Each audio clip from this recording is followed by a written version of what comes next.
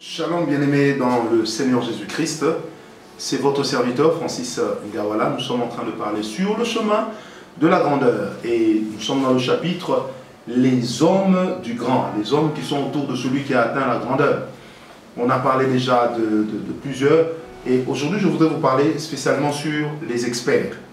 Vous savez, lorsque vous êtes un grand, il y a toujours des gens autour de vous qui vont vouloir se considérer comme des experts, qui vont se comporter comme des personnes au bic rouge, au stylo rouge. Ce sont des personnes qui peuvent s'avérer très dangereuses. Vous savez, être un expert n'est pas une fonction officielle. C'est comme une fonction de dépannage. C'est une fonction que l'on prend sur le parcours. Parce que les experts posent souvent le problème de penser qu'ils connaissent tout, de penser qu'ils savent tout. Bien aimé, aujourd'hui il y a plusieurs pasteurs, il y a plusieurs leaders, que ce soit dans les églises, que ce soit dans les entreprises, qui souffrent d'un problème, d'avoir autour d'eux des personnes qui croient connaître plus qu'eux. Est-ce que vous savez que dans l'exercice du leadership véritable, il faut que celui qui se donne, celui qui accompagne le leader, considère le leader comme étant plus puissant que lui et comme connaissant plus que lui. Bien aimé, la Bible dit ceci. Lorsque vous prenez en Chronique 11, on est en train de détailler les exploits qu'ont connus les hommes qui étaient autour de David, le chef des 30, les chefs de 3, les chefs de 3000. On parle d'eux comme étant des hommes puissants. À vrai dire, quand vous lisez bien leur histoire, vous allez vous rendre compte de quelque chose qui saute tout de suite aux yeux, heureusement ou malheureusement, devrais-je dire. C'est laquelle? C'est que les personnes qui étaient autour de David, il y en avait qui étaient beaucoup plus fortes que David. Mais malgré leur force, c'était des personnes qui étaient capables de céder leur victoire à David.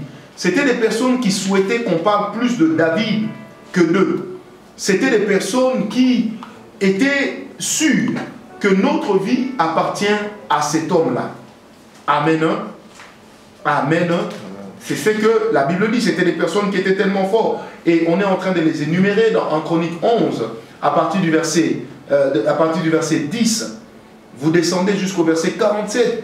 La Bible parle de cela. En Chronique 12, la Bible parle de comment est-ce que David est sorti au devant de ces personnes. Il a adressé la parole.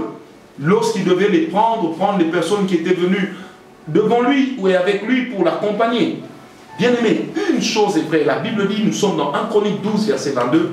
Et de jour en jour, des gens arrivaient auprès de David pour le secourir, jusqu'à ce qu'il eût un grand camp comme un camp de Dieu. Bien aimé, les experts sont dangereux parce qu'ils ne viennent pas vous secourir.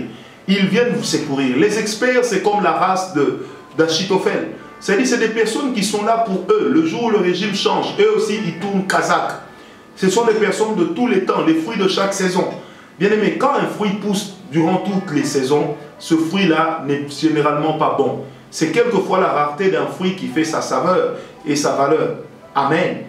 Bien aimé, le problème avec les experts, c'est que ce sont des personnes qui ont le bic rouge, comme je dis. Ils sont là pour calculer vos erreurs, pour corriger vos erreurs. Ce sont des personnes qui sont là pour vous amoindrir, pour vous montrer que vous ne valez rien. Ce sont des personnes qui sont là pour vous expliquer que tout ce que vous êtes ne vaut rien, que eux, ils sont tout. Malheureusement, les experts constituent aussi la caste des personnes qui veulent vous rappeler votre passé. Quelquefois, ces personnes-là se comportent comme étant des rétroviseurs. Ils veulent toujours vous rappeler d'où vous venez. Ils veulent toujours, quelquefois, vous rappeler d'où est-ce qu'ils vous ont ramassé. C'est des personnes qui veulent vous emprisonner, vous rendre prisonnier des souvenirs qu'ils partagent avec vous. Oh, vous savez, nous avons tous des experts, des gens qui sont là pour vous dire « Mais moi, j'ai t'ai fait confiance, j'ai tout abandonné pour te suivre. Moi, de toute façon, j'ai toujours été là pour toi. » Bien-aimé, la vérité, c'est que les experts, à un moment, deviennent lassants. Le problème avec les experts, on ne les garde pas toute la vie. On ne les garde que pour un temps. Est-ce que quelqu'un m'a compris? Je répète, les experts, on ne les garde pas pour toute la vie. On les garde pour un temps. Sinon, à un moment, non seulement qu'ils vont vous minimiser, ils peuvent finir par vous complexer si vous n'avez pas un caractère fort. Ma prière est que Dieu soit avec vous. Que les experts qui sont avec vous aujourd'hui ne soient pas là pour vous détruire, mais qu'ils soient là pour vous conseiller. Que vous puissiez être capable de tirer le meilleur produit de ce qu'ils vous donnent pendant qu'ils sont à vos côtés.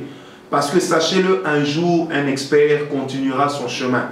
C'est pourquoi dans le monde entier, les experts ont toujours un contrat à durée déterminée. Que Dieu vous bénisse.